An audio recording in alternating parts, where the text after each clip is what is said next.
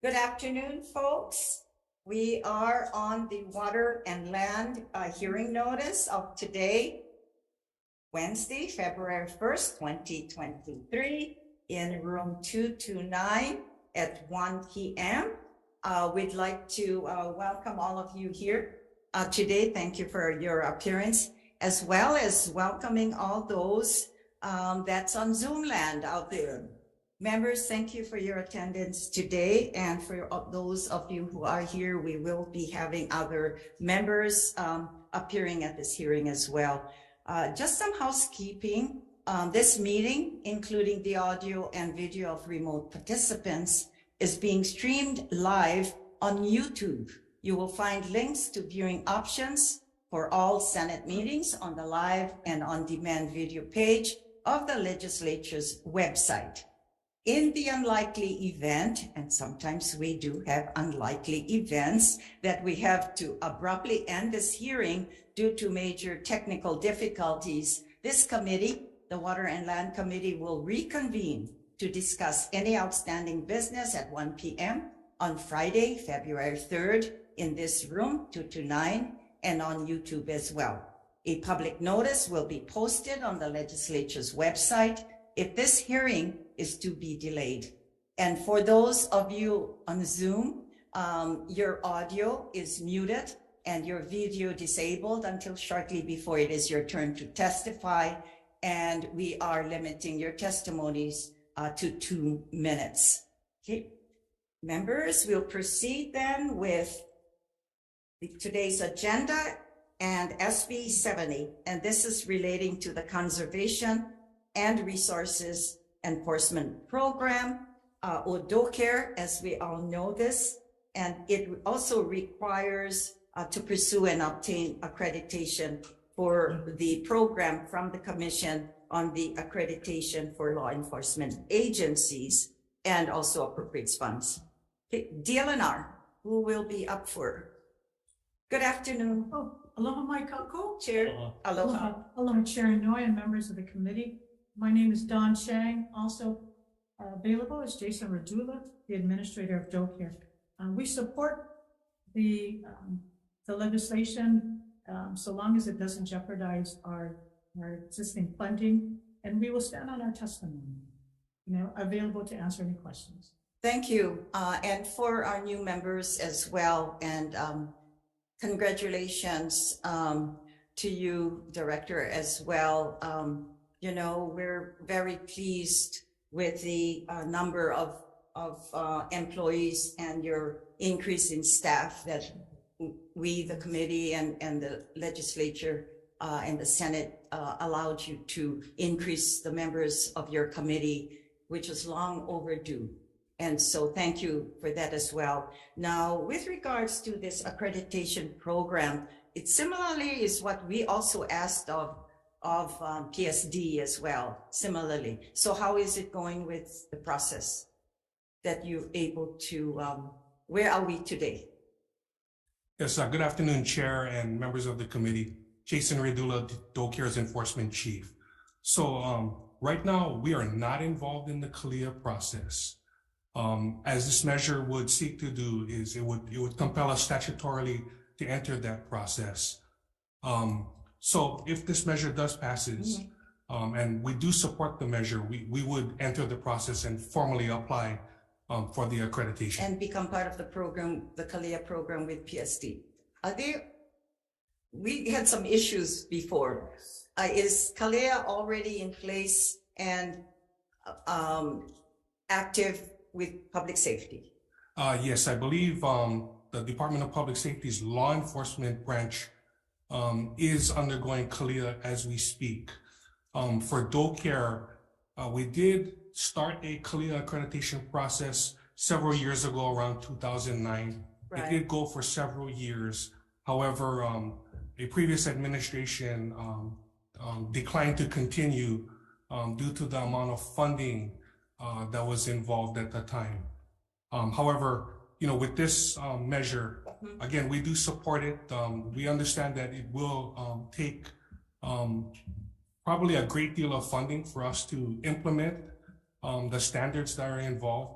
But nevertheless, we feel that this is a good idea. Okay.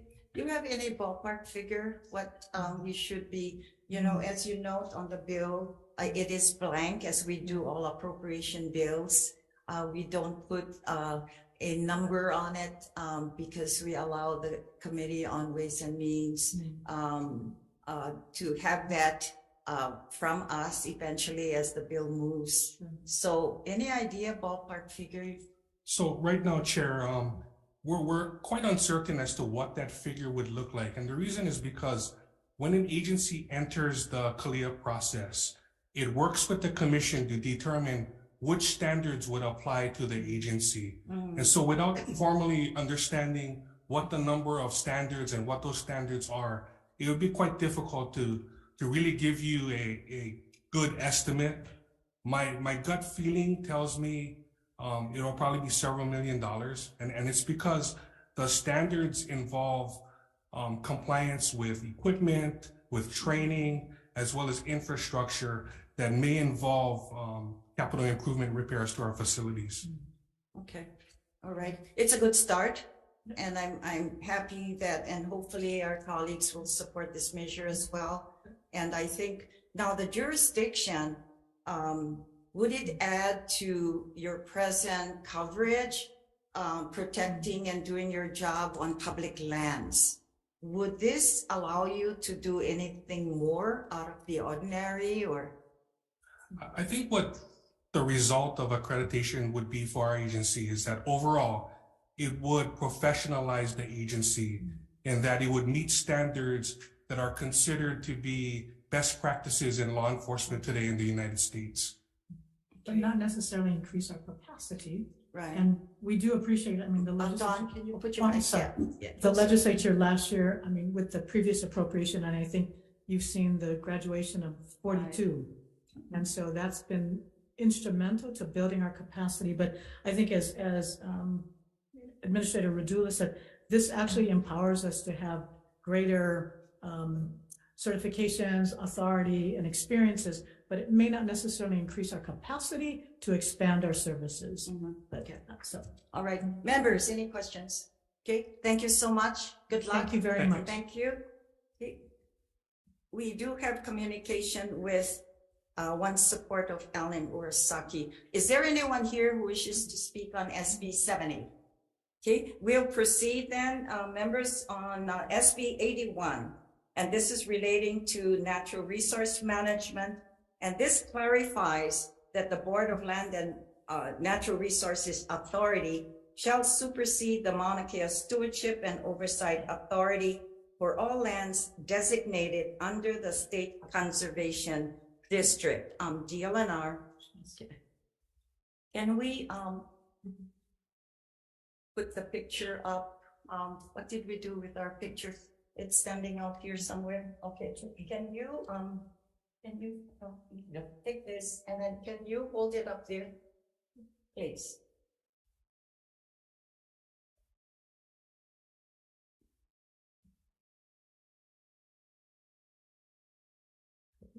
Tammy, I think you need to be behind it, I think.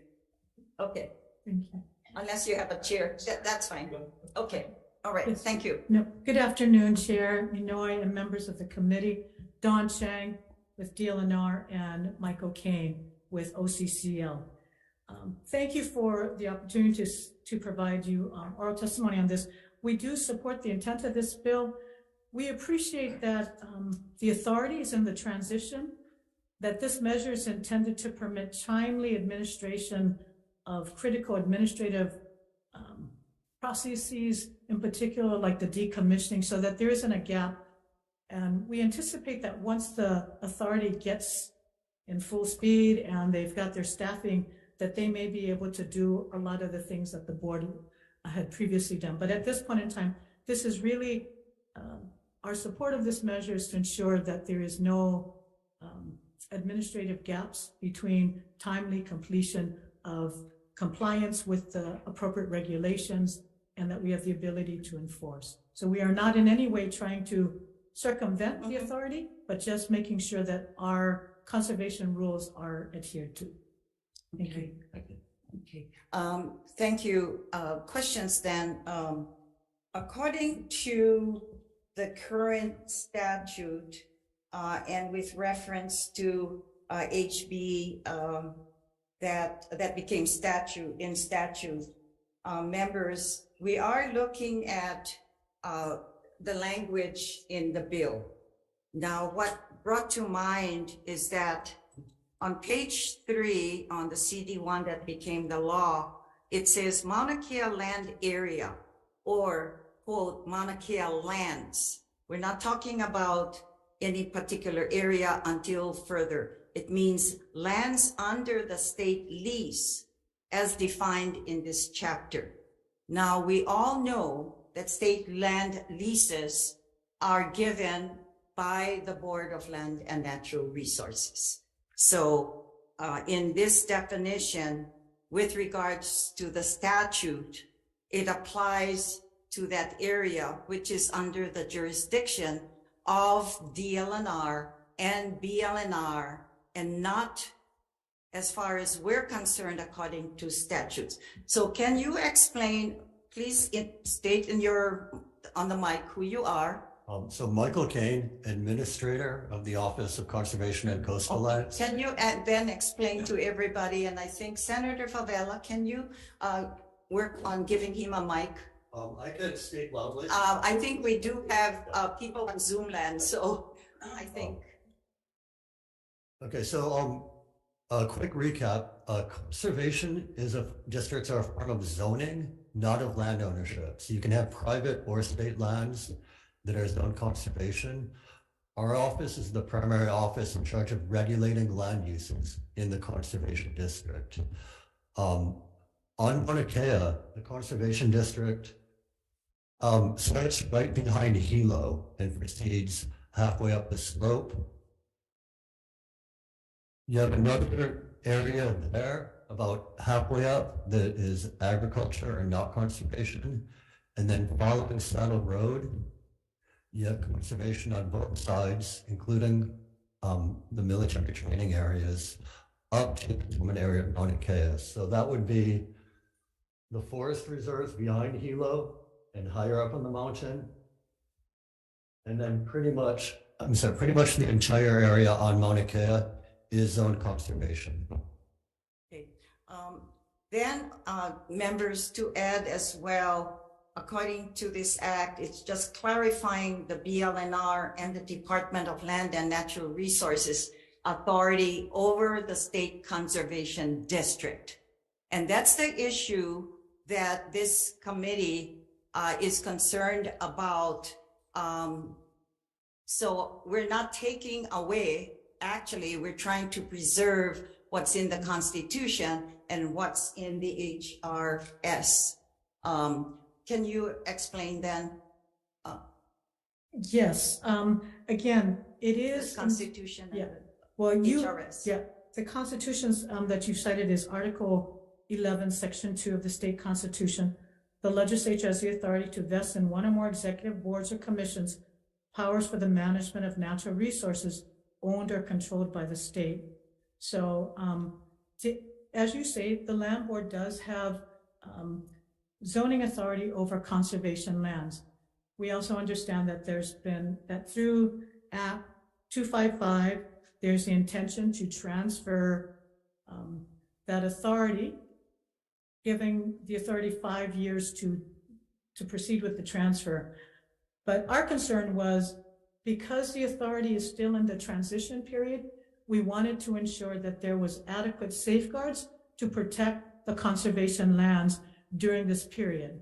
That while the authority, again, is standing up their authority with staffing, with their own community engagement, that DLNR continues to have jurisdiction over the conservation land. It is not intended in any way to take away from the authority, but ensure that there is adequate safeguards to preserve and protect the conservation district zone lands, of which the University of Hawaii's lease is covered. And that's what Michael Kane showed you, the Mauna Kea, the UH area. Okay. Approximately, I think it's 1,100 acres. is part of the UH lease, and that is also zone conservation. So this, as we understand, this measure is really to address that UH lease lands, which the authority eventually is going to stand itself up, and they will be able to determine management of that area. But in the meantime, we just wanted to make sure that there were adequate regulatory safeguards to ensure timely completion of, for example, the decommissioning plans, compliance with the regulations. So that is the reason we support this measure. Okay, but we're talking about the lease lands as well. But the other lands that's highlighted under the HRS and the Constitution to preserve our conservation lands. Yes. Now, as you indicated, am I correct to say that the mountain from the top to the lower end goes up to the road on DKI Highway to 200 and then over to PTA? Is PTA in the Conservation District? Portions of PTA are in the Conservation District. The Saddle Road, like in the main part of the saddle, is Right. conservation on both sides. In the lower part of the road is conservation one side, not conservation on the other. Okay, so having heard that, it's kind of interesting. We just had an eruption. We had an eruption, in November, I guess. Remind me. So the jurisdiction now, the eruption was heading towards PTA, and then it was heading on to the highway. So that means that the jurisdiction and protection of that area, the guidance, then it would put you guys as well as probably working with law enforcement and whatever the agencies is to watch over that lands is your kuleana.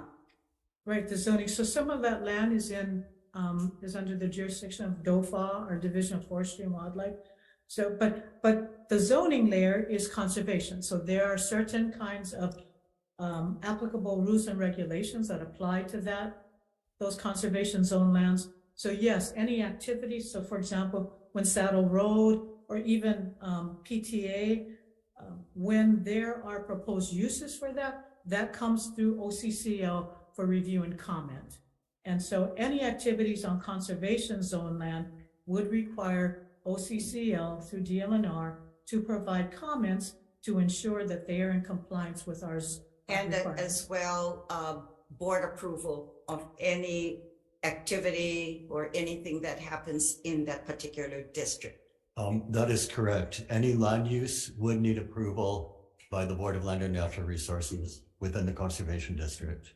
And that would be a conservation district use permit. Well, So that's kind of interesting too, because now I'm looking at our director of DoCare as well, because when it comes to the policing of the region, which DoCare is involved, because I think you have, right now, you have the coverages right now on managing the policing of the region, right? Don't you have employees working on the mountain right now, or do some coverages as far as the responsibilities of public lands or Chair, conservation lands? Yes, Chair. Again, Jason Redula, DoCare. You are correct. We do have law enforcement responsibilities in lands around Mauna Kea. Predominantly, that's on DOFA lands, in the public hunting areas, and in the forest reserves. There's also a natural area reserve near the summit that we're also responsible for as well. Okay, all right. Yeah, questions. Senator Elefante. Thank you, Madam Chair. Thank you, Chair Chang.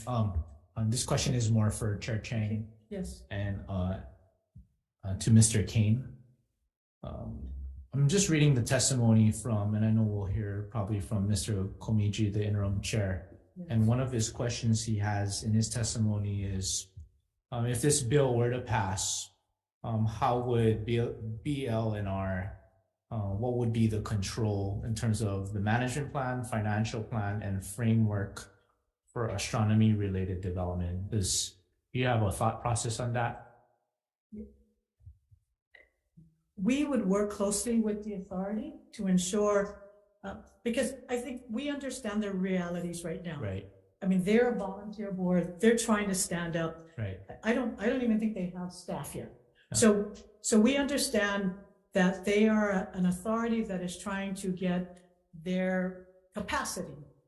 But in the meantime, there are existing actions that need to be taken at Mauna Kea. For example, the decommissioning, or if there's a violation, or protection and preservation of these natural resources.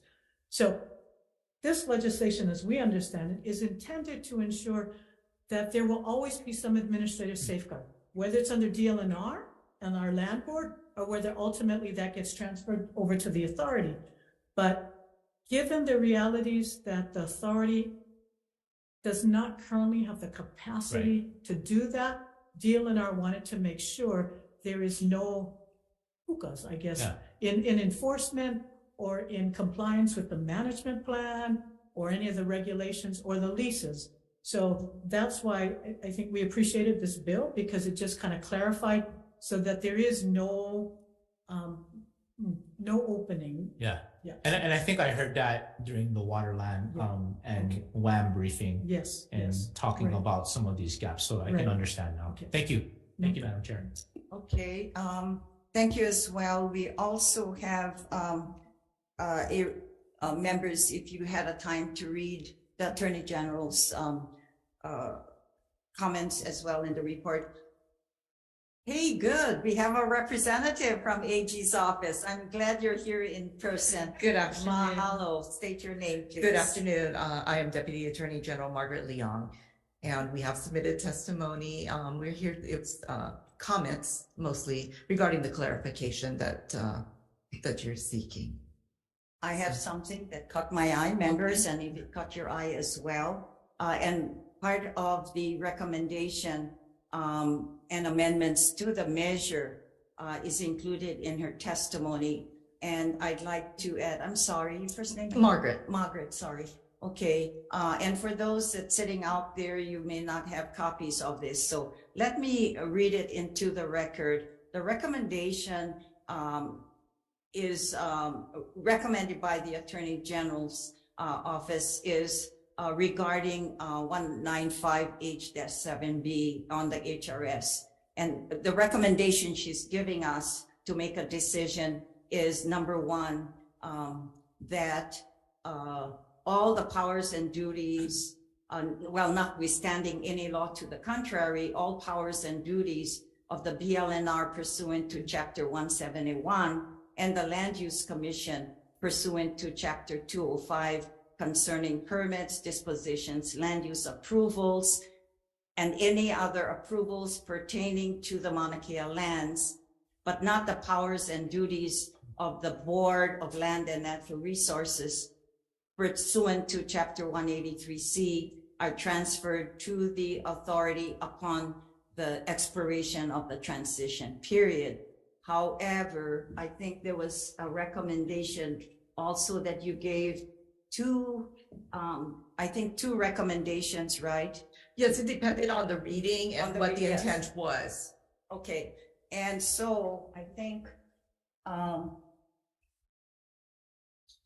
okay, so the first one, sorry, I went to the second one. Right. So the first one recommended was, yeah, I got it. Thanks, Brad, appreciate it. And I missed, that was one recommendation. Okay, the first recommendation, and I'm not sure, DLNR, maybe if you can come up as well. In the first recommendation, as it reads, if we're talking about making a choice, they recommend two things that this committee could do. One would be, if the first meaning is intended and the reservations of jurisdiction to the BLNR is to apply during and after the transition period, we recommend amending Section 1 of the bill to explicitly state the enumerated powers and duties to be reserved to BLNR pursuant to Chapter 183C HRS and amending that 183C3 to codify the enumerated powers and duties to be reserved to the BLNR. So there's two things that committee members we can do. Number one is retain what DLNR is presently. Don't take that away. But this bill already takes it away. Or the authority, if I understand correctly, will apply to DLNR only up until the time there's a transition period. So we have to, and then we'll make a decision. Right, as to which way you would like. Exactly. Yeah. So we do have choices. Okay. Chair, if you don't mind, I was sharing. Yes, yes, Thank you. exactly. This is in the alternative. And I apologize, Chair, I have not had the opportunity to Sure. fully read I understand. and totally understand the consequences. So I would appreciate an opportunity to converse with OCCL first before we decide on which recommendation to. Sure. But I will look at that. But you know what's interesting too, because in the statute that was changed, and I think, was it in your testimony that recognizes OPS? No, that was not ours. Where did Office of Planning come into the picture? It's the next bill. Oh, okay, not this one then. Okay, all right. We will, okay, that's a Yeah, no, good thing because Thank you. it gives an option. Right. And you've heard the reservations Sure. and we're the protector of the Constitution. We're the protector of the HRS. Right. And it's a responsibility of the legislature to make necessary changes to the HRS as needed.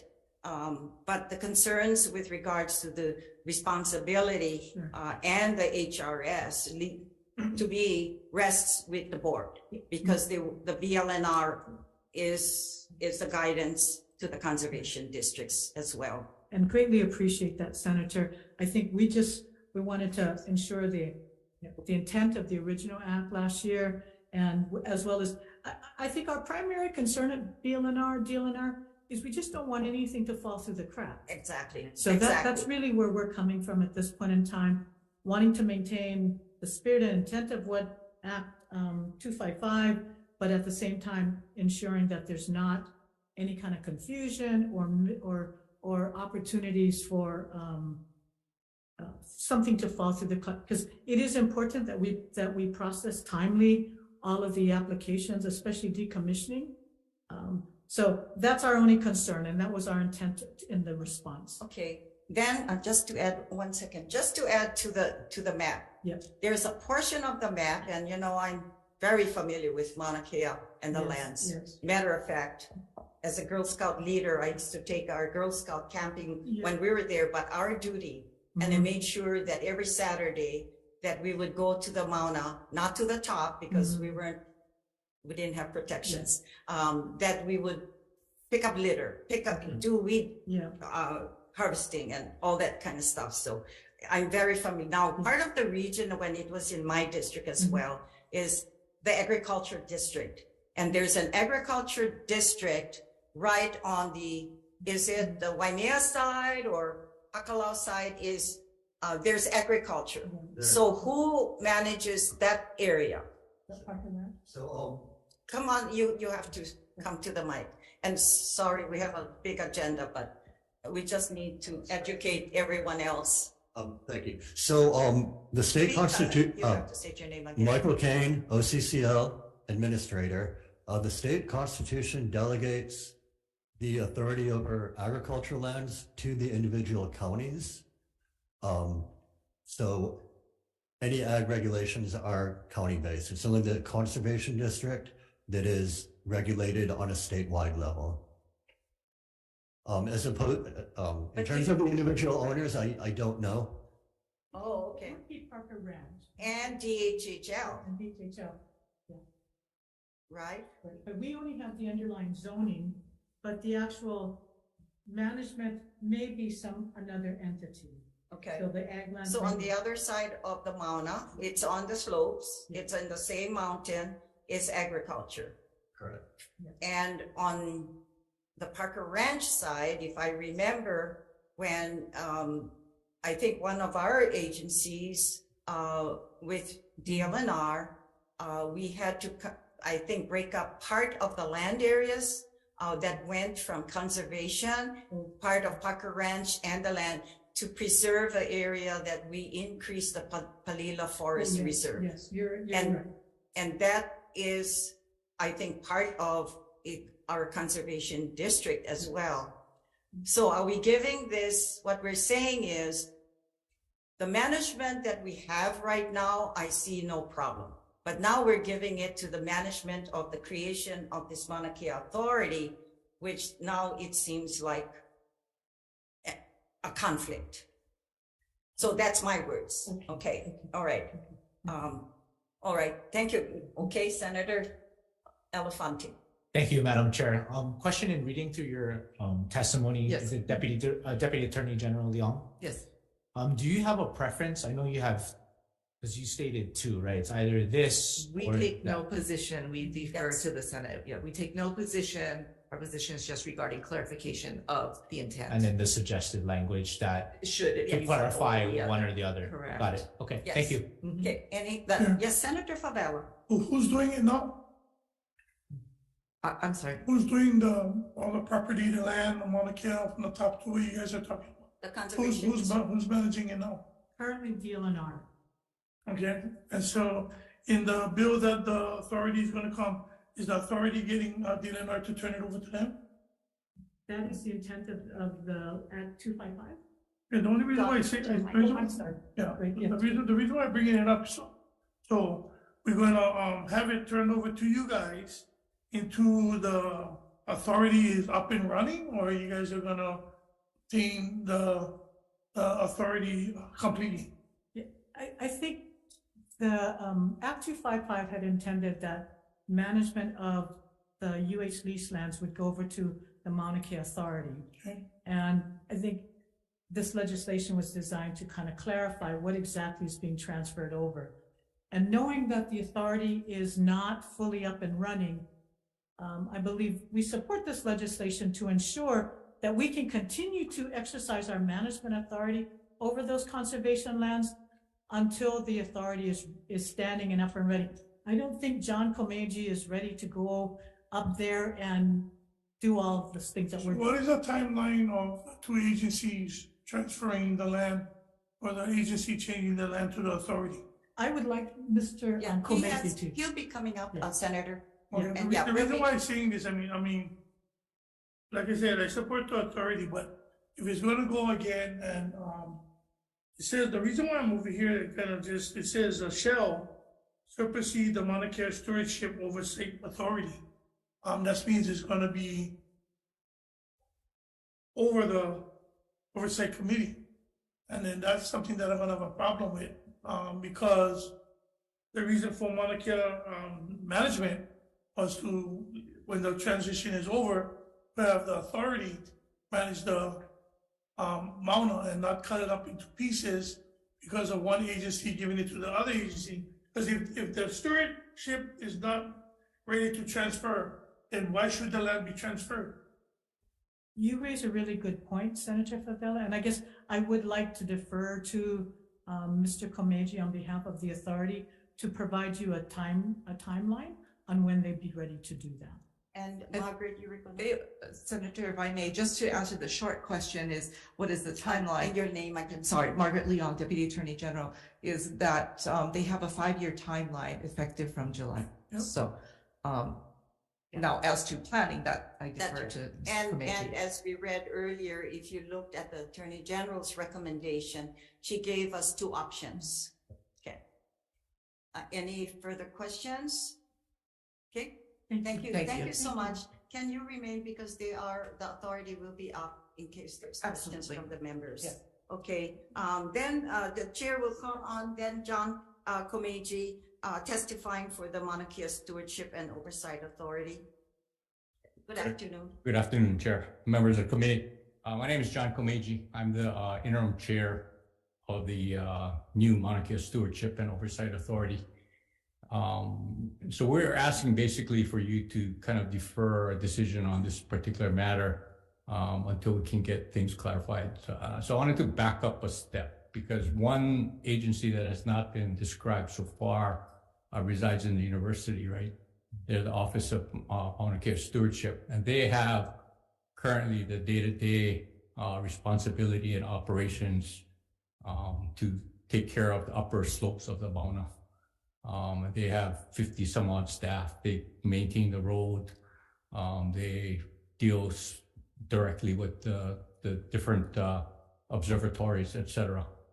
So they're not here sitting at this table, but they have currently they have the primary responsibility for maintaining everything sort of past the visitor center up on the Mauna.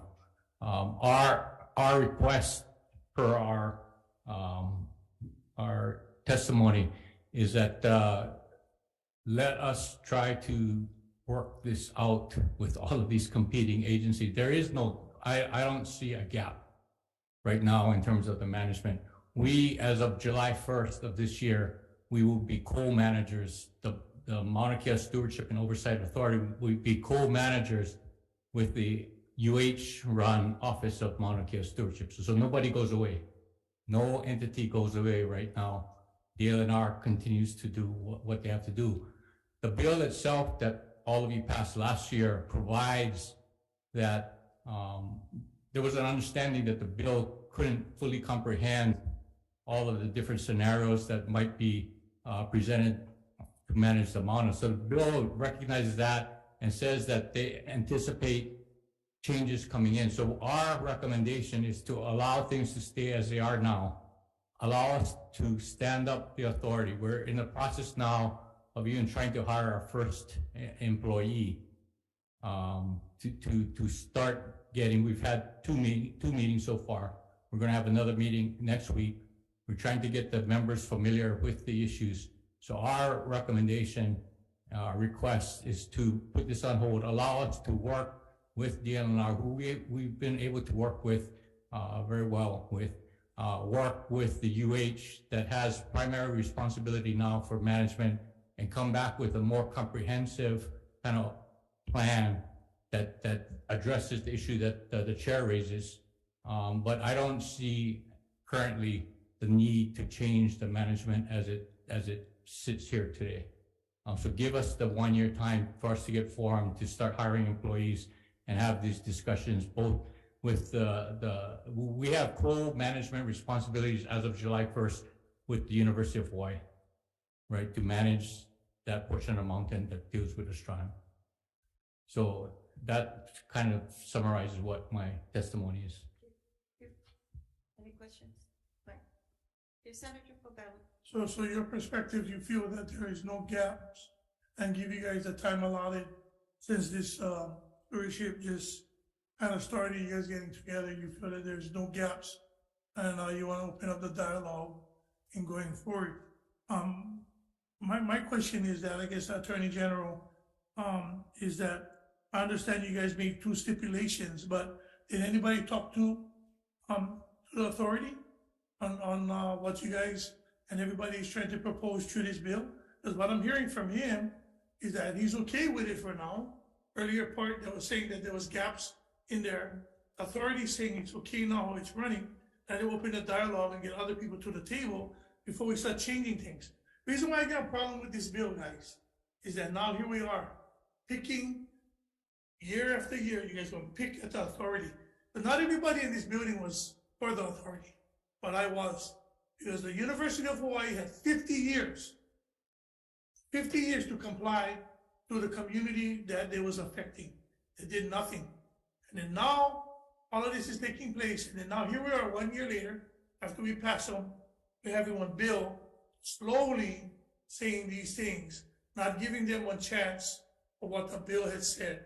Because I understand that, and I understand a lot of people want to have the jurisdiction of the Mauna, but we voted to have the authority, and I think we should give them one chance to do what they're doing. And I don't see this bill being necessary for now. And even with the recommendations from what you said, your 2 recommendations doesn't even coincide with what the Mauna Kea Authority is telling us today. Senator, again, I just want to say that we don't take a position. We look at the legal analysis of, if you look at the testimony, it says that we need to clarify the intent. If this is the intent, this would be the appropriate. Whether the Senate decides to go forward on the bill or not, we're not taking a position. It's purely a legal analysis. Thank you. Okay, thank you. Okay, the chair would like to just clarify Senator Favella's comments. I did oppose the first office of Mauna Kea when I came into the Senate in 1998 to 2008. I had a bill because we, at that time, the first group of Office of Mauna Kea Management failed as we all saw it from the business standpoint and the communities with the management operations. The bill died, of course, because the university fought against my bill because they felt that the management at that time was not doing the responsibility as we all wanted it to be. During the years that passed thereafter, because myself and Senator Clayton He that carried the bill through the Senate and was killed in the House, which did not survive, then years after, the reorganization of the current before this authority took over a year ago or a couple of months ago after the statute was made. Then the reorganization happened and it was given to the authority of the University of Hawaii, Hilo. And so at that time, the leader of the organization was Barry Taniguchi. And Barry Taniguchi, as we all know, remembered my complaints about the Mauna's management. So they took a hold, reorganized, worked with the University of Hawaii and the Board of Regents, and formed the new organization, hence that preceded this authority.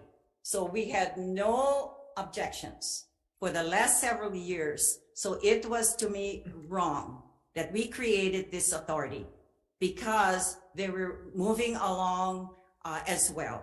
And so I don't know about the management, those that are in opposition saying there was never an opportunity to get it right. But for the last, if I remember, 10 years, they have been doing an excellent job. We have the authority, members were changed. We have attorneys from the county that's on that board as well. Having said that, that's just my history. So going back to the reality of what we have today, is we are moving along and asking others for comments. Okay, thank you. Thank you. Thanks, John, and thank you, Margaret, I appreciate it. We have three others that sent in opposition to this measure. Is there anyone present who wants to talk to this measure? And that's SB 81. Oh, okay, Margaret, you did come in person. I have you still here as Zoom. Okay, IT, anybody waiting there on Zoom land? I believe not, according to my notes. Yes, Just to no one confirm. on Zoom, Chair. Okay, thank you very much. And certainly we'll dwell on all the other measures, continue on, make decisions later. Members will be moving on to SB 69. And for those who are waiting for the bills coming up after, sorry for the delay, but this is such an important bill of SB 81 that we needed to sort of educate everyone, including ourselves here sitting at this table. So SB 60, did I say it correctly? 69, 1 second. I need my agenda.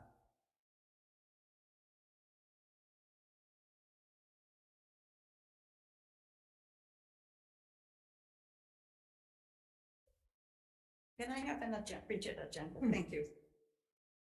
Dealing sometimes with computers gets very complicated. Yes, okay.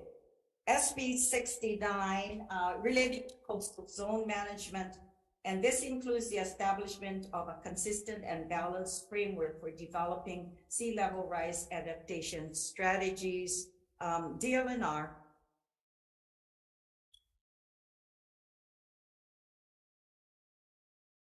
Thank you, Senator Inouye and members of the committee. TLNR opposes this measure because we believe it is contrary to Act 16 that was passed in 2020, prohibiting construction of shoreline hardening, and that this bill would diminish the protections. So we stand on our testimony that we've submitted. Okay, thank you. Any questions, members? Okay, thank you. We have University of Hawai'i, Chief Fletcher. And mahalo for your attendance as well. Thank you, Chair Inouye and members. We also oppose this bill. I'll stand in my testimony, but I'd like to make a couple of comments. Sure. We already have in place at the counties and state level a balanced system of coastal zone management. It's been operating for many decades. And balance, to me, is code for favored development, because when a balanced approach is taken to look at hardening a shoreline to protect some property, to stop erosion and land loss, and you have a beach in front of that wall, the beach loses. And the decision has always been historically to protect the land. Coastal erosion and land loss driven by sea level rise is a huge problem. But we are now at a point where there's been lost nearly 1/4 of the beaches in this state. If you want beaches in the future, we're going to have to let erosion take place and land loss take place, because sea level rise is an unstoppable fact.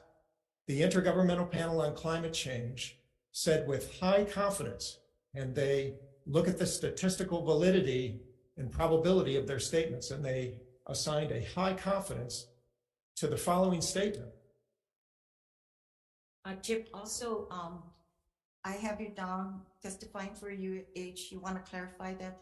You're Yes. speaking on behalf as well. So I'm speaking on behalf of the Climate Resilience Collaborative, which is the group that models sea level rise impacts for the state of Hawaii. What they have said, the Intergovernmental Panel on Climate Change, is that sea level is committed to rise for centuries to millennia, thousands of years, due to continuing deep ocean warming and ice sheet melt, and will remain elevated for thousands of years.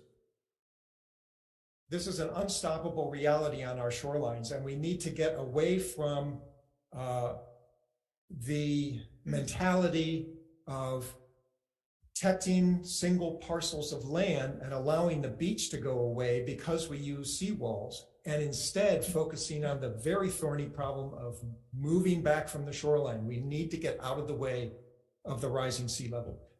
Secondly, this bill would strip home rule from the counties. It would remove the county's ability to take the best available science in determining what their setback. Because of the CZN permitting process. Correct. And I'll stop with that. Thank you very much. Thank you. Can you stay around? Yes. Okay, thank you. Thank you very much. Let's see, Scotland, Office of Planning and Sustainable Development.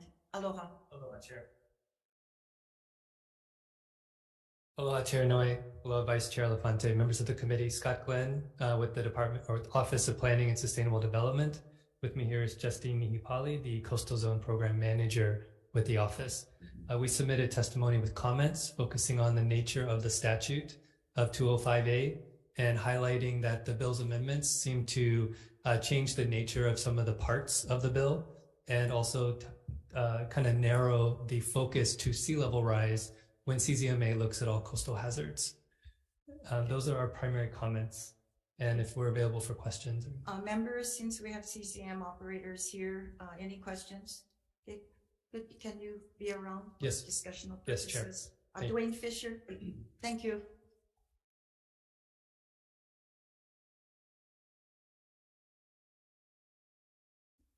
Aloha, Chair Inouye, Vice Chair Lafante, and members of the committee. I'm Dwayne Fisher. I've been a practicing real estate, land use, and business law attorney in Hawaii for just over 31 years. I won't repeat my written testimony, but I would like to offer some perspective on the opposition testimony. I think the cat is out of the bag, so to speak, that the real issue here is managed retreat. And even Dr. Fletcher just said, we need to figure out how to get out of the way, and is not interested in protecting structures at all. The problem is that the counties are beginning to adopt rules to implement managed retreat without having done the work to figure out how that's going to work. So in order for retreat to actually be managed, we need some answers. So here's some things we do not yet know. Where will we retreat to? Who will pay for it? Who goes first, second, or third? What are the triggers for retreating? What impact does retreat have on property values, real property tax revenues? What impact does retreat have on an owner's ability to get insurance or a mortgage? Will these rules trigger defaults under mortgages? Allowing counties to implement regulations that force owners to retreat or to not allow them to reasonably repair or protect their property when we don't know what retreat will look like is a recipe for disaster. There will be unnecessary pain, hardship, litigation, confusion, and discontent within the community. We desperately need your leadership, state leadership here. I don't think it's fair or prudent for the state to allow counties to continue implementing managed retreat policies without getting answers to the critically important questions first. Allowing the status quo to proceed with counties implementing managed retreat without the community's buy-in is not a plan at all. If you feel it would be helpful in light of the opposition testimony, we'd certainly be willing to meet with DLNR, OPSD, Dr. Fletcher, whoever you would like us to meet with, to see if we can formulate a strategy for appropriately managing our community's response to sea level rise. If that is your preference, we would ask that you please direct whoever you'd like us to meet with to work with us in good faith and report back to this committee at a time that you tell us to report back. With that, I'm happy to answer questions. Any questions, members? CZM, I'm sorry, Scott, Justin. So sorry, Chair. Yes, Are you for or Sam. against the bill? In support of the bill. Thank you. Yeah, come on now. Question with regards to CZM, and I know we're running out of time there. We got to get out of here by 2:30, but the CZM program, I know, is in statute, managed by the counties. Matter of fact, when I was on the Planning Commission back in the early 70s, that's when the CZM program federal was all born to the state. So I was very familiar with the startup. Now, interesting, because I think Dr. Fletcher and also mentioned that the counties also, now they are under our statute, right? You manage the system. Is there any point in time that what we have in statute or the CZM rules, all of the counties use the same rule? Am I correct? Or they can come up with their own rules for their own jurisdiction? Yes, so the statute delegates the authority to the counties, in some cases the Planning Commission, in some cases the City Council. They are allowed to designate their own process or to determine shorelines. Their own rules, and ordinances. They cannot contract the SMA, for example, reduce it. But if they're to expand it, they can do so. If they're to contract, they must come to the state. But something that Chip had, kind of mentioned, it kind of bothers me as well, is because we're in a different, actually with sea level rise, and not only that, it's global warming. So when you look at issues, and everyone is on their different page, how do you manage that from the standpoint with regards to what Mr. Mr. Fisher is saying, property owners, where are we with that? No different than how we're going to manage this whole picture, because I think we should all be on the same page. So it's kind of confusing, I think. What's good for one should be good for all, and I think that's the process that we have, right? You have state statutes, and the state statutes governs the counties. Yeah. So this is kind of interesting because this is something very unusual with the CCM permitting process, because they can do it on their own, kind of, but then it's managed by the state. And you contribute, I think, all the income we have from federal funds, or what comes to you first, and you distribute to the counties. Am I correct? Yes, that's correct.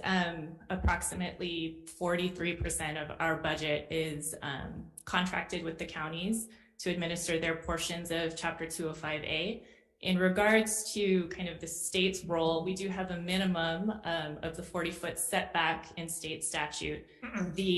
I think the history of the CZMA and why the counties have that authority is that it used to reside in Chapter 205, and with the program, it was moved to 205A. The counties always had that ability to designate their shoreline setbacks.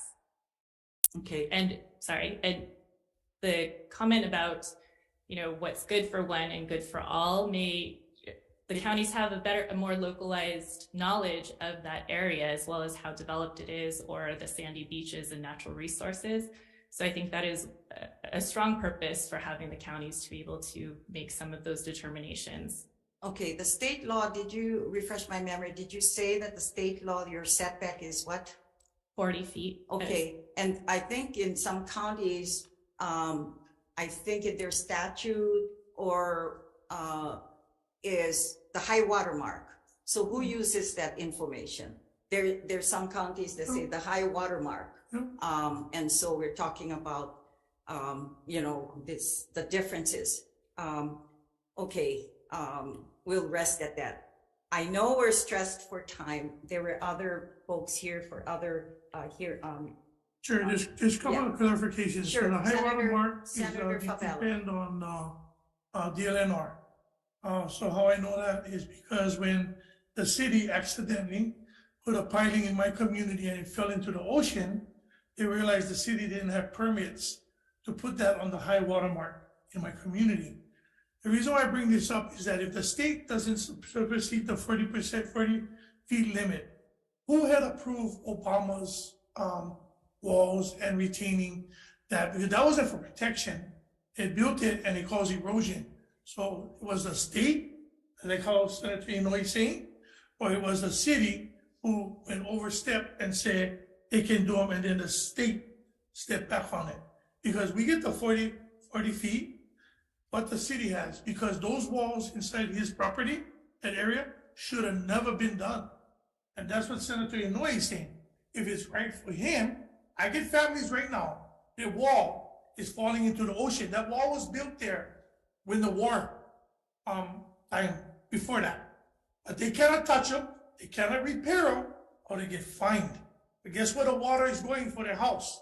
Into their houses. So now they gotta buy sandbags, dig holes, and all the sea walls on Ever Beach Road, Wakapuna, is all falling into the ocean to sea level rise. But they cannot touch them, or they will get fined daily if they touch that wall. Good And that's touching exactly what Senator Inouye is saying. Yeah, Thank you, Chair. Thank you.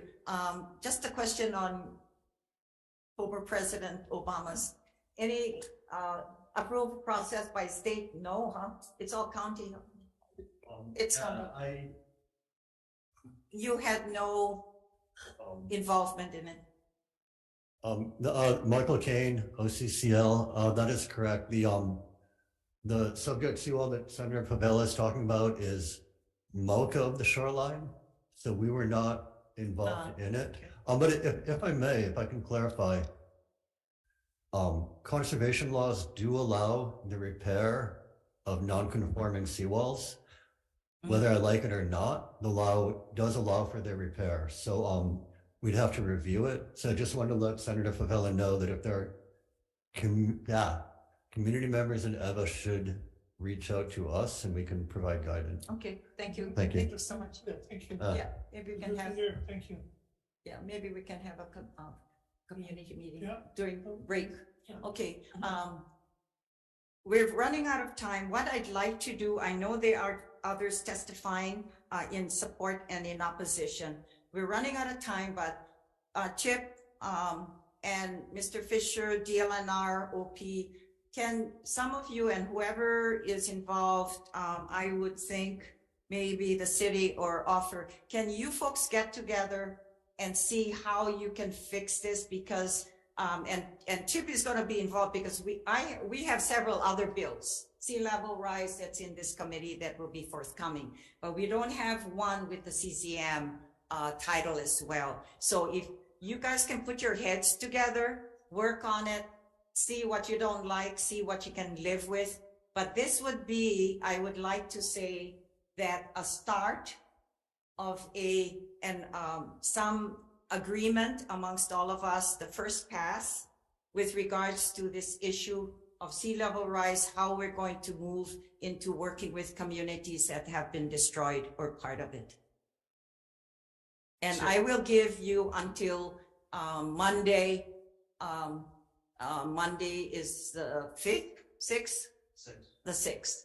Okay, Chair, we will. I will work with BLNR Chair. Can you get the Don information Chang. from Mr. Fisher, his group, and Yes. and Chip? Yes. And somehow, because, you know, I belong on the same sustainable Yes. committee, the commission that was Yes. created in 2020.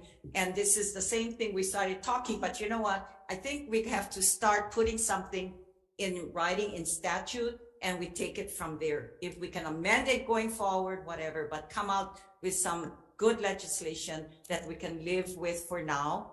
But you guys get together, okay? We will. All right, members, Chair. if that's okay with you folks. Okay, but we do have, and sorry, we did have some support as well for the measure. There was 1, 2, 3, 4, 5, 6, 7, 8, 9, 10, about 12. And there were additional 4 in opposition. And so having said that, let's continue to move on to SB 89. And this is relating to marine management areas. And this is, Jerry Noy. I'm sorry. My name is Vernon Bays. I'm an attorney. I represent the Shoreline Preservation Coalition. Okay, are you okay, are you talking about SB 69? I am. Okay, come, we'll allow you. And if you can kind of summarize, if you'd like to work with the group, that's fine as well. It'll be very quick. Okay, thank you. Jerry State your name. Noy, Vice Chair Elefante. As I said, my name is Bernie Bays. I'm an attorney. I represent the Shoreline Preservation Coalition. It's a coalition of community groups that advocate the preservation of our shoreline. We strongly support the passage of SB 69, but frankly, we don't think it goes nearly far enough toward preservation of our shorelines. Our group feels that our shorelines, especially our beaches, are a valuable resource that needs to be preserved. We don't want our beaches replaced by eroding mud embankments that pollute the near shore and damage the reefs. Frankly, we regard managed retreat as a defeat, an admission of defeat. We advocate fighting to preserve our beaches. That's our position. And obviously it's heartbreaking when we see somebody's home damaged by the ocean. But more importantly, when a home is damaged by the ocean, that means the beach in front of that home has already been lost. Thank you so much. And there are numerous scientific techniques that are available that are proven to preserve the shoreline and preserve the beaches. We don't have to give up. We can fight to save our beaches. And Thank I you. think this is the start of us doing something. Can you give Brad, do you have written comments that you'd like to submit? I can't submit those to And you. if you'd like to join the group, can you get a hold of DLNR? Yes, Thank I you. can do that. Thank you so much. Okay. We'll move on to SB 89 relating to marine management areas. This requires DLNR to comply with Chapter 91 when designating marine management areas. DLNR.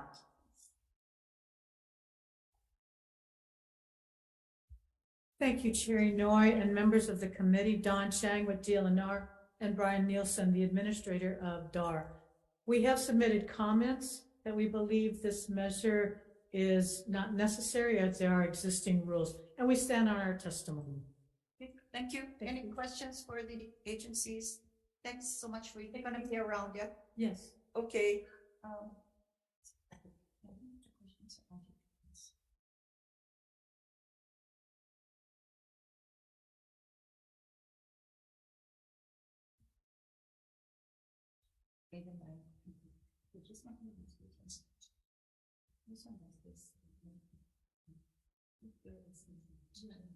Oh, okay, okay. Oh, yeah, yeah, okay, all right. Let's see. Kevin Chang, are you on Zoom? Kevin, IT? Is Mr. Chang available? Yes, can you hear me? Yes, go ahead, thank you. And you're testifying for Kuaina Ulu Aumo. Oh, correct. Yes. I agree with DLNR. I feel like this is a mandating the mandation of a mandate. So I think it's redundant. That's all. Thank you. Okay, thank you very much. Kim Koch, are you on Zoom as well? Not present on Zoom, Chair. Okay, thank you. We have one communication in opposition as well. Members, any questions with regards to SB 89? Okay, hearing none, we'll proceed with SB 92. And this is relating to community-based subsistence fishing areas or CBSFA designations. DLNR. Yes. Again, good afternoon. Senator Noy and members of the committee, Don Chang with DLNR and Brian Nielsen, administrator of DAR. We have submitted comments. We've submitted testimony providing comments. We believe that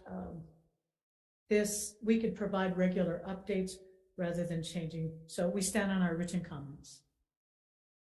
Okay. I have it's kind of confusing because when we looked at, and this is the bill that's called the 30 by 30. Is this the one? No. I think so. This is community-based subsistence fishing. Okay, okay.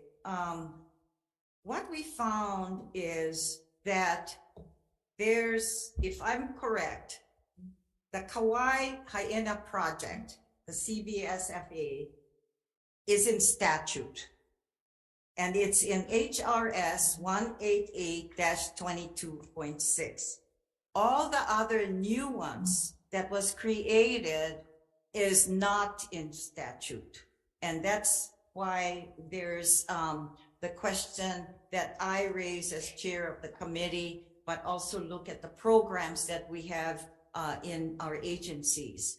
And so hence, there's no sunset. So Hyena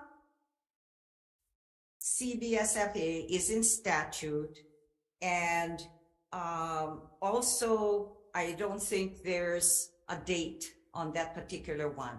So the new group that decided, the states and the communities decided they want to be part of the CBSFA has no sunset.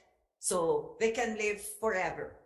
However, and so the decision that we need to make, or our suggestion, the concern we have is one is in statute, and then the rest of those coming on or already established, which I have no problem, because I think Kaupulehu, that in Kona also became part of it, and they're almost close to the 10 years or whatever.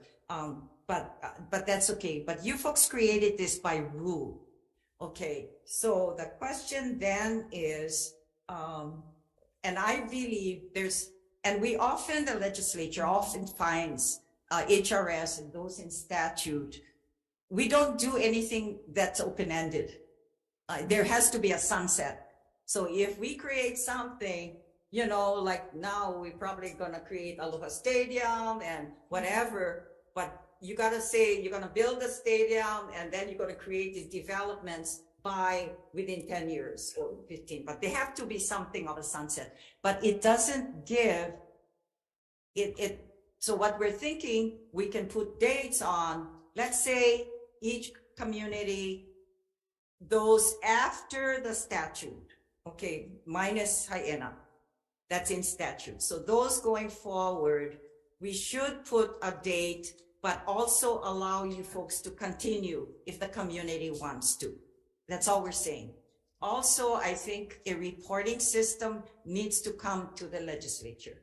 So, you know, looking at if you, Miloli'i or whoever started all and added to the program, so you have a guideline for continuing your CBSFA in the future and go to other counties or other islands to see if they want to be part of that program, then at least you have a guideline, you know, okay, probably if they decide to do the 10 years, but report back to the legislature and the governor in 5 years, just come to us, see how the communities can come, let us know how they're doing, and you guys give a report. You still continue on the 5 years. Once the 10 years is over, then if the community wants to extend it, that's fine. But you guys make the decision and the communities make the decision. So I just wanted to ask you then, because Hawai'i is in the statute, and that was kind of, I can't remember how long ago it was. When was it established? Anyway, so they're in statute. We can leave it as is, but we still need, if you decide and agree with us, you know, maybe we'll put a sunset 10 years. You guys come up with, you did it by rule. Going forward, the new ones, not the ones that's already in, like, I think Miloli and somewhere else already is in part of that area, and continue the program, but all new ones will follow the new guidelines. And then but we should put a sunset though, and the reporting back in 5 years. Now, I think what was established in 2006. Okay, 2006. So then it becomes where all of your CBSFA will become part of statute. That's all we're saying. Yeah. Yeah, so we have two CBSFAs currently that are established in rules, Miloli'i and Hawai'i, which you mentioned. And I think effective fisheries management needs to be adaptive. The conditions change, the resources change, the use changes, and you need to be constantly evaluating and adapting accordingly. So I think that's something that is necessary, and reports to the legislature would be good. I guess I just, I have concerns with sunsetting automatically just because it's such an onerous process to get these established. I think Hawai'i took 10 years, Miloli'i took 10 years. So to automatically sunset, it just, it seems onerous to the community. So, you know, I'm just picking the 10 years, you know, so maybe 20 years or whatever, but we need a reporting. And why I say that, and it's interesting, and the committee and we all should know, because times have changed. Now we're into food sustainability. Right. So if there's a point in time where one of the communities already see the flourish of fish, and I'm kind of worried about Hawaii, where we're going, because there's going to be a point in time when we gotta go back and start, which I'm a big supporter of buying, about our groups going hunting and creating food supply for communities. I'm one that purchases Portuguese sausage and all the things that comes with what they sell using the byproducts, but the value added. But there's going to be a point in time when I think fisheries should open up. And that's why we're asking, come report to us, see how you guys doing. You want to share the ocean so that our people can go back fishing. And then you can always say, you know what, okay, I think we're fished over, maybe 3 years, we'll try it. And then, you know, open it up and close it or whatever. No, and Senator, you raise a really good point. And I think it should be incumbent upon us in working with these CBSFAs to provide regular reporting so you have an idea of where they're progressing. But I think, as Brian said, what we're finding is that it's becoming such a, climate change is really impacting our resources. So we have to be flexible and adjust.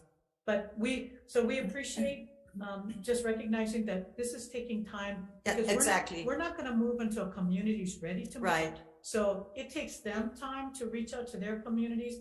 But I think the reporting is a very valid point, and we're more than willing to come back and provide you regular updates on our CBSFAs, as well as all of our other marine managed areas. So we can provide you updates. Okay.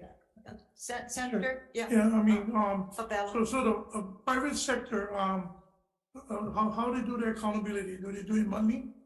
You know? You mean the community right now that's in the Well, what are they talking about here with this management area? Yeah, the communities do their own monitoring. The state also monitors as well with Hawai'i. It's in statute to provide a report every 5, 10, and 20 years. That's not universal, but there is required reporting.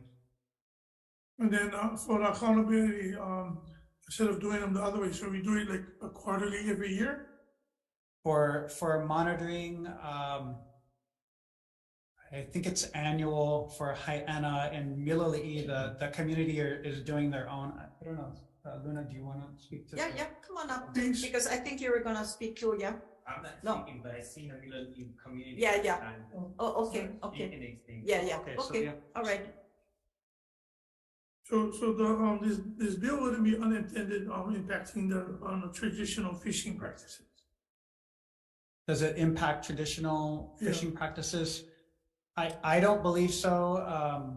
You know, the rules are proposed by the community, so I think they take that into consideration and take that out to their community for feedback. The thing is, you're going to impact unintendedly impact on our traditional fishing practices. I think, Senator, the intention is really to work with the communities and acknowledge their traditional customary practices that may be specific to their particular geographic areas. So I think our intention is not to impose regulations that we're proposing, but really propose that the community comes up with a plan. We recognize that plan, we support that plan, but it also contemplates regular monitoring. It's like Senator Inouye said, you know, has there been improvement or is it getting worse? So I think that's our role as DLNR, is to assist them with those tools for monitoring and management, but it's really leaving up to the community to utilize the practices that community has used over, you know, generations. So it's really to try to respect that. Thank you, Chair. Thank you. Any further questions? Okay, thanks so much. Thank you. Wayne Tanaka. Not present on Zoom, You're on, Chair. Wayne, you're on Zoom? IT is, Not present. okay. She says present. Oh, it's not there. Okay, all right. Lemana, Demate, Ahumoku, aloha. Aloha. Thank you, Chair. Aloha. My name's Leimana Damate, and I am the Luna Alakai, or Executive Director for the Hawaii State Ahumoku.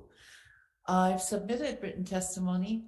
However, our po'o from Hawaii Island is Charles Young, and he submitted testimony on behalf of the communities that he works with there. I'm not going to take up too much of your time. I just wanted to say that the CBSFA was created actually by the Native Hawaiian people to bring in the generational knowledge of their practices of their place. Ha'ena was created before Ahamoku came into being, and that was done by Uncle Tommy Hashimoto from Kauai. So we never claimed Ha'ena because it was done by the people there, but they had set the precedence for it. In the case of Miloli'i, we supported that one because the people made sure that their practices would be followed. So the point I'm making is that what Chair Chang had just said is the heart of what a CBSFA is. That is to bring generational knowledge of fishing Lava'i'a practices to the forefront, so you have a konohiki and not a state manager. That is the one thing that scares the people, is to think that DLNR is going to have the last say.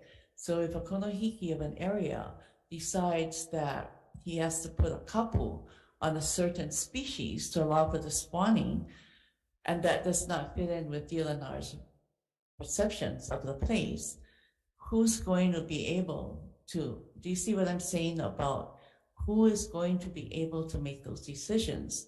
The kupuna and the people of that place, or a state agency?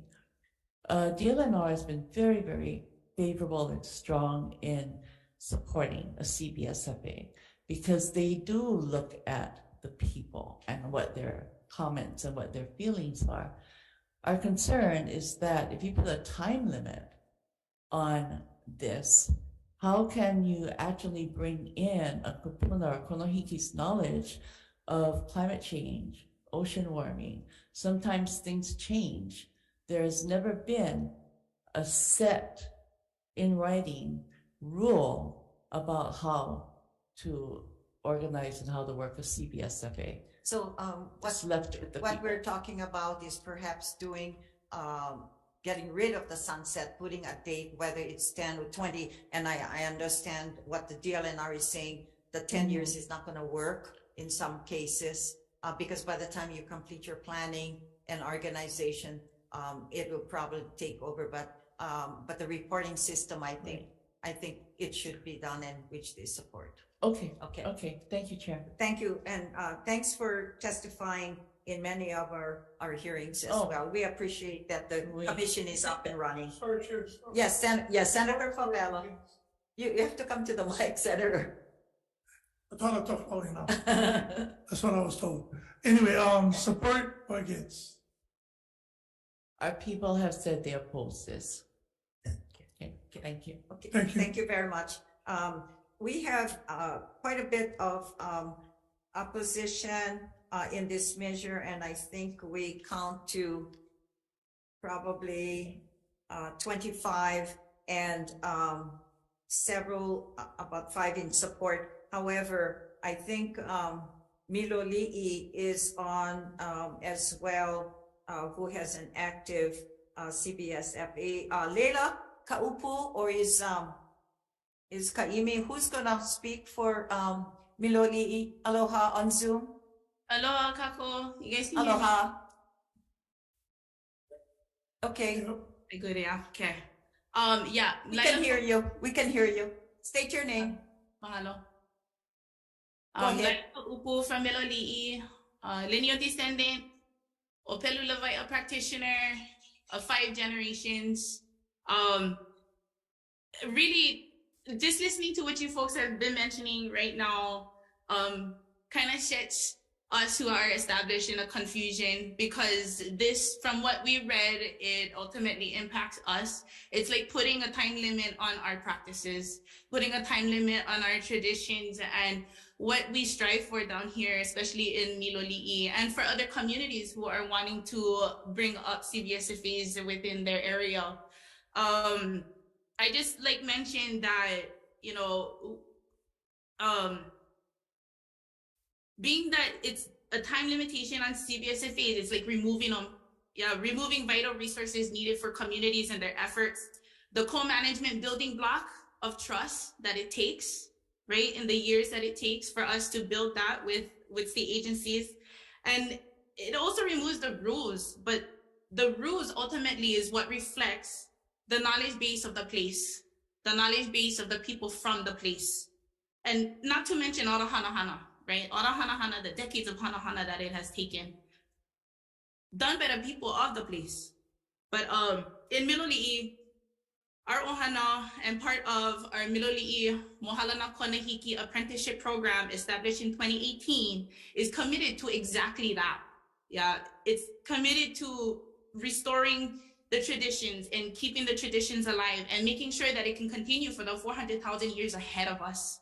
And, you know, I hear about the climate change happening and all of this lovelies while sitting in here, but it's what we're going to do now. Yeah, we have our kikis.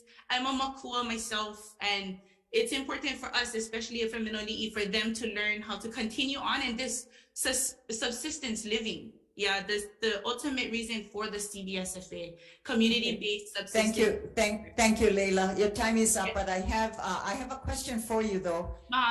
There's a reporting request to do a reporting every 5 years to the legislature. You have any objections to the reporting process with the LNR? I do not. What I do recommend is co-management though. Yeah, in these agencies, between communities and these agencies. Exactly. Mahalo. Mahalo. Yes. Okay, members, I did say we're going to cut this off already. Understanding we got 3 more measures on and we have less than 20 minutes to go to. We'll proceed then, and thanks all of you if you were here to testify, but we did get your testimonies in place as well. Let's proceed then to SB 94, and this is relating to special activity permits. And this requires DLNR to approve or deny an application for a special activity permit for aquatic research within 90 days from the date it was submitted. Okay, DLNR. Thank you, Chair Inouye and members of the committee. Don Chang with DLNR and Brian Nielsen. We have provided comments. 90 days is in many cases unrealistic. So we stand on our testimony. Okay, members, any questions with regards to 94? I would believe, I think we're okay. This one, Brad? Yep, okay. Anyone else here wishes to speak on SB 94? And I think Inga, yeah, all right. Thank you, mahalo. Inga Gibson. Yes. Mahalo, Hello. Chair, committee members. Thanks for bearing with us. Oh, no, thank you very much for the very good discussions that you've had. And I'll just be very brief. We absolutely support expediting the SAP process as long as it doesn't sacrifice the oversight that is necessary. As you all know, we strongly support aquaculture, especially because that is the only sustainable way to really continue any kind of aquarium trade here. We do appreciate DAR's request for funding and needing staff to expedite this process. They currently only have 1 staff member, so we absolutely support this. And currently SAPs are free. There is no cost. So we think they should at least be reimbursed by those agencies that are able to for the administrative costs of processing the permit. And these are the permits that MOC, Waikiki Aquarium, and others operate under. So strong support. Mahalo. Thank you. Yeah. Okay. DLNR. And my understanding is that you have a backlog of this permit process. As an example, my community, UH has the aquaculture project in Keaukaha. And in our visit there as well, one of the stumbling blocks with research is that they have to wait until they get the permit. And, they want to make sure that they have, their research going, but there's stalls. How many people you think would be able to help? Right now you have 1 person managing. Yes, right now we have 1 person. I think in our testimony we said we think we could meet the 90-day turnaround time if we had 2 additional staff. Okay. Okay, we know that it takes half a year to get you guys qualified to have another person in block. So what we're looking at for this particular period, I'm going to throw in some money. Right now, there's no money in it. Okay, so what are we looking at? Normally the half year, if I remember, in WEM, what was like for 1 person, half a year salary? I want to say, I'm trying to remember, fringes included, but I want to say like 45,000. Yeah, I think it was in around like the 60,000. So 60 times 200, 120. Yeah, that's a little cushion. Yeah. Make it 250. Okay. All right. We'll add some funding for now. 250 we'll add an appropriation to this measure. Thank you very much. Thank you. All right. Okay, thank you. And let's move on then. Members, any questions so far on SB 94? Okay, SB 98 relating to wildlife management. And this requires the auditor to audit the Aquatics Research Division expenditures on the funds received from the Federal Wildlife Sport Fish Restoration Program. Requires a report to the legislature. DLNR. Again, thank you, Chair Inouye and members of the committee, Don Chang, DLNR, and Brian Nielsen. If you notice, attached to our testimony does include the breakdown. We do internal audits. So we stand on our testimony, our written testimony, but we have also provided you an accounting of that breakdown. Okay, so with that said, can we add then an annual reporting then to the legislature as well? That's reasonable. Reasonable? Very good. All right. Okay, let's see. The last one. 98. And for those that send communication, you've heard our recommendation, so we're going to add some monies to it so we can move along with the agenda. SB 730 relating to fish ponds, and this appropriates funds to support DLNR in restoring and restocking fish ponds. DLNR.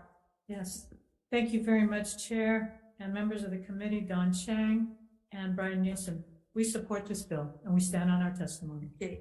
There's a whole bunch of people supporting it, but we just want to clarify and make sure that when we're talking about restocking fish ponds, we're talking about all fish ponds. So we're not going to say only Oahu, okay, or only Maui or whatever. So we're managing. We want to make sure that we take care of all of our fish ponds as well. And I think, I'm not sure if we got a dollar value on this later. You got to give that information to Brad by the time, because you notice we leave blanks on all the bills. That's because the money committees normally make that determination to see if we have enough monies by the end of the day when we close the budget. But anyway, yeah, and we're so pleased. The communities all over the state are so well taking care of the fish ponds that, some areas have been neglected, but now we have such healthy communities, and the young ones especially,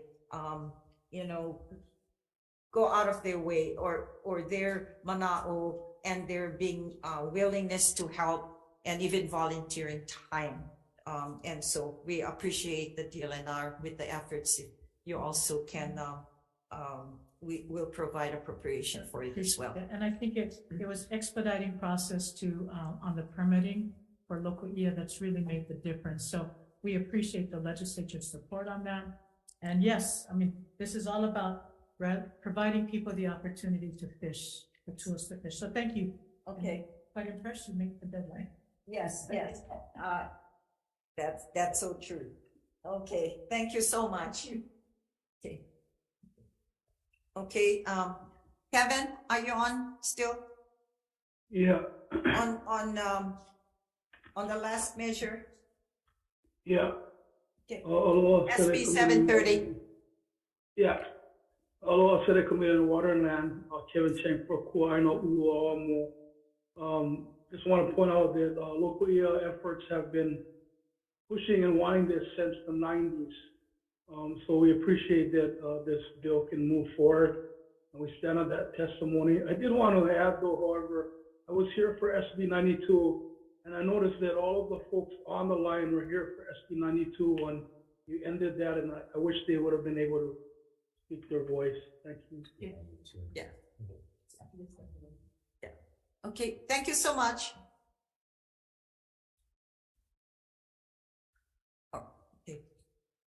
All right, members, we got quorum? Okay. Senator McAlvey, do you have to go to another meeting? He'll be back. Okay, can you check with him? If he wants to be back, I think he certainly wanted to be part of making decisions on these measures before us today. We have more. Yeah, no, we can move along. Yeah, we got 10 minutes, so, okay. Well, we got SMA here. You're the one. Yeah, but you're the one that will take over. Brad is not too bad because he doesn't do your paperwork. Thanks, we need you. We're gonna start. Okay. Okay, let's proceed then. Members, we're not gonna take a recess. We're just gonna go into the decision making and do a vote. And you can also vote accordingly as well. SB 7A relating to the Conservation Resources and Enforcement Program. This one here, Chair recommends that we pass this measure, and what we'll do is just defect the date to July 1st, 2050, so that we continue discussions on this measure. Any discussions? Okay, hearing none. Yes, Senator Elefante for the votes. Chair votes aye. Recommendation is to pass SB 70 with amendments. Chair Inouye. Aye. Vice Chair Elefante. Vice Chair votes aye. Senator Chang. Aye. Senator Favela. Oh, what bill is this, sir? The first one. Senate Bill 70. The dope here. Aye. Aye. Senator McKelvey is excused. SB 70 passes with amendments. Okay, thank you. SB 81 relating to natural resource management. And this is the Oversight Authority and BLNR Conservation District. The recommendation is to pass with amendments. First off, we'd like to defect the date to July 1st, 2050 to continue further discussions between the committees on Judiciary and Ways and Means.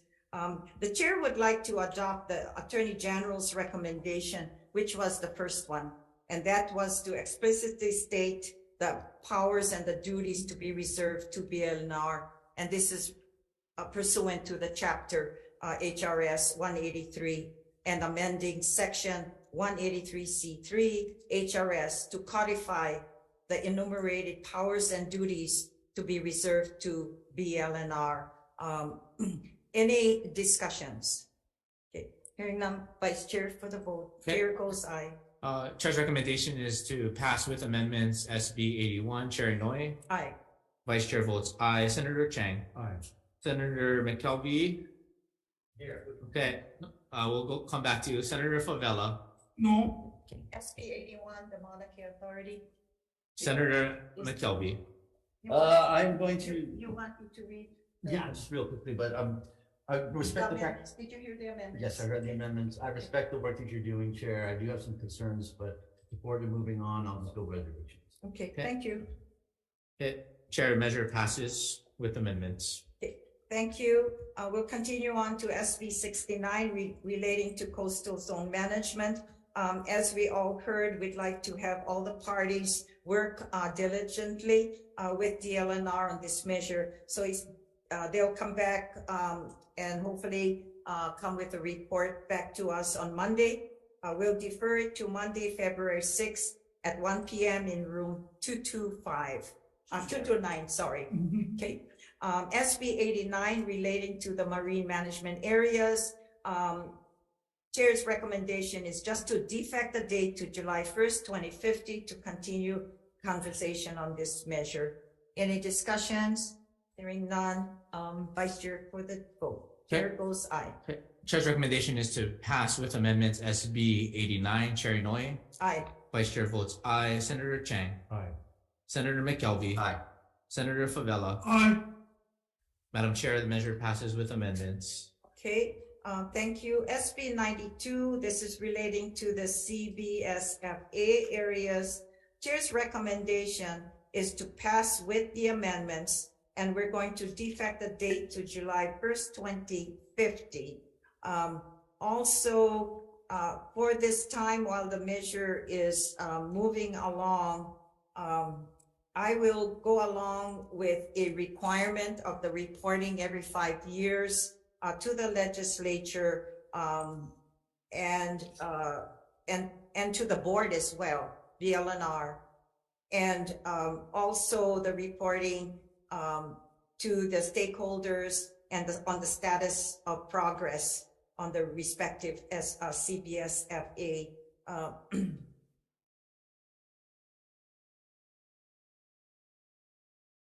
Okay, 1 second.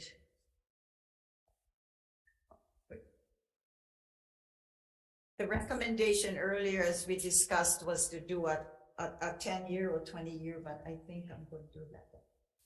I'm just going to do that. Yeah. But